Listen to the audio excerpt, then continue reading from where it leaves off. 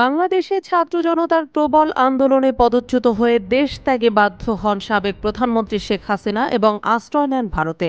রাজনীতির এই পট পরিবর্তনে বারবার আলোচনায় আসছে বাংলাদেশ জামায়াতে ইসলামী দলটি। এবার বাংলাদেশ জামায়াতে ইসলামীর আমির ডাক্তার শফিকুর রহমান সম্প্রতি ঘোষণা করেছেন যে তার দল ভারতের সঙ্গে বন্ধুত্বপূর্ণ সম্পর্ক চায়। এই ঘোষণাটি দিল্লির নজরে এসেছে এবং বিষয়টি নিয়ে ভবিষ্যতে আরও আলোচনা হতে পারে বলে আশা প্রকাশ করেছে ভারতের পররাষ্ট্র মন্ত্রণালয়। ভারতের পররাষ্ট্র মন্ত্রণালয়ের মুখপাত্র রণধীর জেসওয়াল দিল্লিতে অনুষ্ঠিত মন্ত্রণালয়ের সাপ্তাহিক ব্রিফিংয়ে সাংবাদিকদের প্রশ্নের জবাবে এই তথ্য দেন। সাংবাদিকরা এদিন ব্রিফিংয়ে বাংলাদেশ প্রসঙ্গে বেশ কিছু প্রশ্ন করেন, যার মধ্যে উল্লেখযোগ্য ছিল জামায়াতে ইসলামীকে নিষিদ্ধ ঘোষণার সিদ্ধান্ত প্রত্যাহার, সাম্প্রতিক বন্যার দায়ভার এবং বাংলাদেশে ভারতীয় প্রকল্পগুলোর ভবিষ্যৎ। এছাড়াও যুক্তরাষ্ট্রের প্রেসিডেন্ট জো বাইডেন এবং ভারতের প্রধানমন্ত্রী নরেন্দ্র মোদীর মধ্যে ফোন আলাপের পরে দুই দেশ পৃথকভাবে যে বিবৃতি দিয়েছিল, সেই বিবৃতিতে বাংলাদেশকে নিয়ে দু ধরনের বক্তব্য আসার প্রসঙ্গ উঠে আসে পররাষ্ট্র মন্ত্রণালয়ের সংবাদ ব্রিফিংয়ে।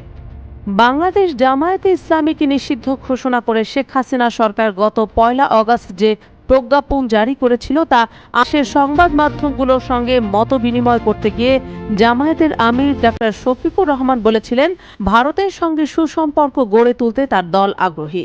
এই মন্তব্যের পরিপ্রেক্ষিতে একজন সাংবাদিক ভারতের পররাষ্ট্র মন্ত্রণালয়ের মুখপাত্রকে প্রশ্ন করেন, জামায়াতে ইসলামীকে ভারত বিরোধী মনোভাবের প্ররোচনা দেওয়ার অভিযোগ উঠলেও তারা এখন ভারতের সঙ্গে সম্পর্কের উন্নতি চায়, এ নিয়ে ভারত সরকারের অবস্থান কি? জেসওয়াল সরাসরি এই প্রশ্নের উত্তর না দিলেও বাংলাদেশের প্রধান উপদেষ্টার সঙ্গে ভারতীয় রাষ্ট্রদূতের সাক্ষাতের বিষয়ে বিস্তারিত ব্যাখ্যা করেন।